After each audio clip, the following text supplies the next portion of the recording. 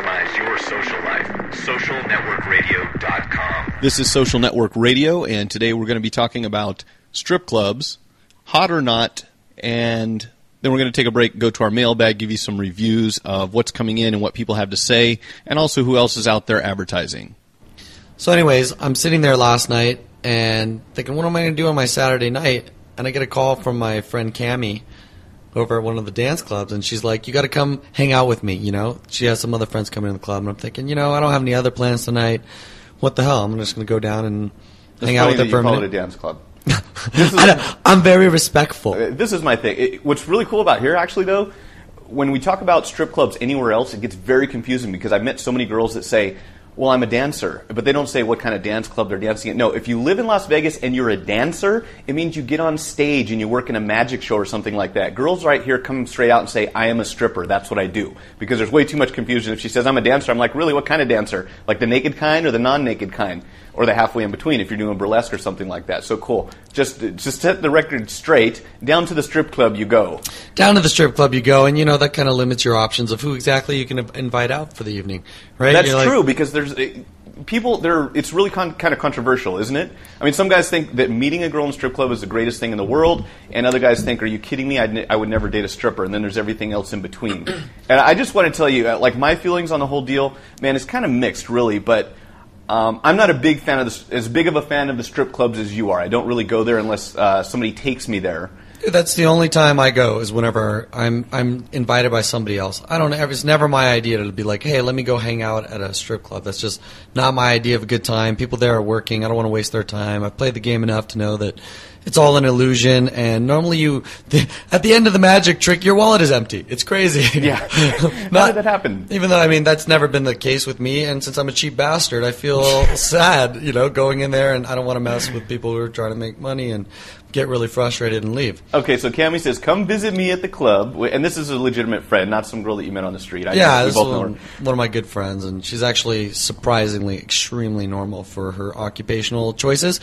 A little too normal, if you ask me. Yeah, strange how that works out. Anyway, so I'm driving down thinking, like, who the heck can I call? So I call up our buddy Josh. Well, Josh is his name in this story. So I call up Josh, and I'm like, what are you doing, man? And he's like, listen, I'm fed up with Vegas. I'm tired of this place. I want to get the hell out of here. I'm bored. What are you doing? And I'm like, I'm going over to the strip club. And he's like, well, I'm working on my laptop. And I was like, that is wrong. Saturday. Yeah. You suck. I think, well, you know, and he has a history of dating some exotic dancers himself, so I thought he might be interested. So the one call I made turned out to be the right call, and I believe it was 6 minutes later after my conversation that he was fully dressed from his pajamas to his you know, going out gear, and it's like 6 minute man. It was kind of like he's like Neo needs me, you know. Boom, he's in the phone booth. He pops out. He's like ready to go. Super Josh is on the way to back you up at the strip club because that's what you need. Yeah. In fact, on his way out the door, his roommate was like, hey, weren't you like wearing pajamas 5 minutes ago? He's like, yeah, that was 6 minutes ago. Neo needs me.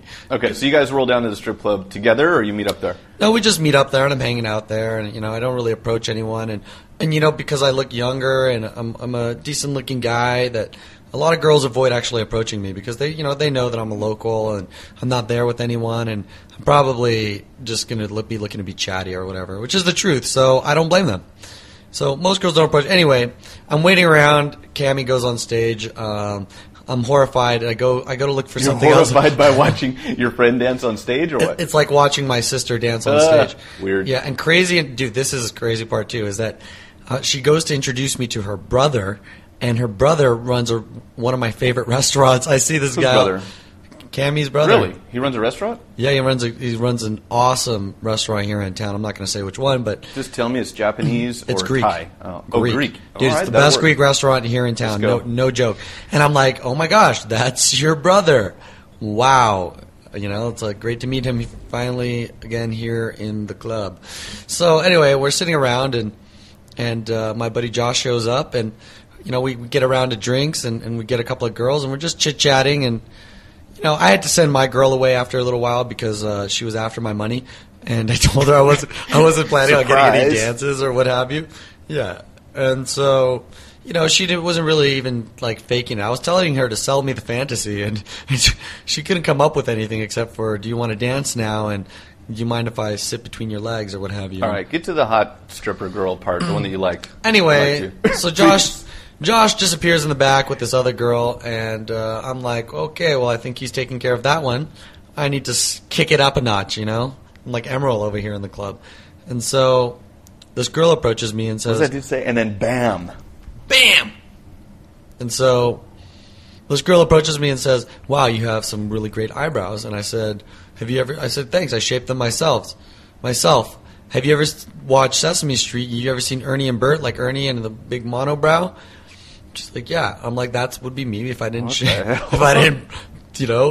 them. And she's like, wow, you can't tell. And so anyway, so that was really cool. And the old eyebrow opener. Yeah, the old eyebrow. It works on every Middle Eastern man in America. So she's like, well, why don't you buy me a drink? After a few minutes, I bought her a drink, and we hung out for a bit, and she said some really great things.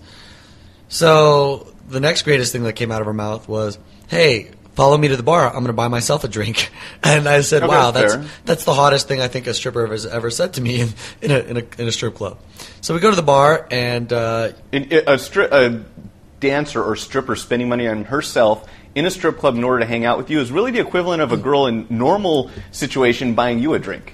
She's reaching into her money and investing. She's reaching into her pocket and investing money in order to hang out with you. Absolutely. And I told her early on that I wasn't really looking to get dances and that I'm a local and that I just came here to see my friend. Basically, don't work me, is what you told her. Yeah, basically let her know. She still hung around, so...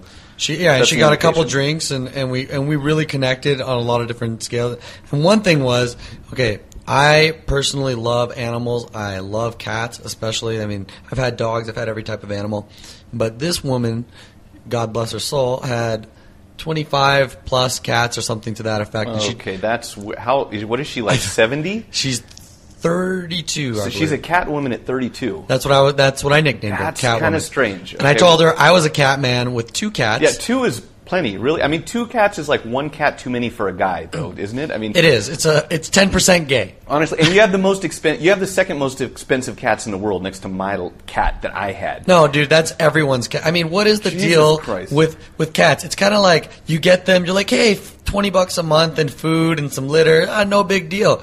Next thing you know, the cat comes home, or the cat injures himself, or whatever it is, and it's $1,000 later, and you're balancing their life in your hand. Your cat had like a hip replacement surgery or something insane.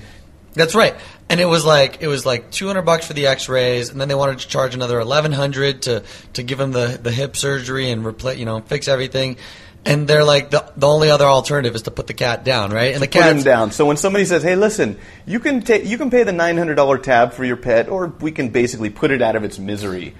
Right, which is another expense in itself. But how can you listen? Do you want to let him die, or do you want to pay the price? You don't really have a choice there unless you're just like you have no feeling whatsoever. And then why would you have pets, right? Right, and so basically, if you choose not to spend the money and save the cat, cat's life, you put the cat down. If you put the cat down, basically any money you spend after that is technically considered blood money. Like up to that amount, right? Up to that amount. So for me, it would have been about $1,400. I actually negotiated all the way down to like $600, the whole thing. My dad raised me right. Anyway. Yeah, good job. And so it's like I would have spent whatever I would have spent. I would have basically been spending the cat's blood money, and So you couldn't do it. Right. I'd have to give that amount away, probably. That's insane because let me tell you one thing. If you're ever going to get a pet, don't get a pet from the pet store. I learned this lesson. Yeah, I was never really into cats, but I was dating this girl, and we came into some money, and she's like, oh, let's get a pet. And I'm like, okay, cool. Well, we couldn't get a dog because we're in an apartment, right?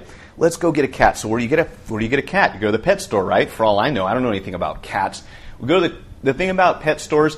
Every disease that any animal in that pet store has, they pass it on to every other single animal. So I didn't know. My cat was like a ticking time bomb. Oh my When he was a kitten, he was fine. He's healthy. He's playful. He's running around. After like 6 months, this guy starts developing everything you can possibly think of that could go wrong with him. And every time you go to the vet, it's like, oh, it's $300 for this. It's $200 for this. He has feline leukemia, and his teeth need to be replaced. Like, this cat had more dental work than anyone I've ever met in my life.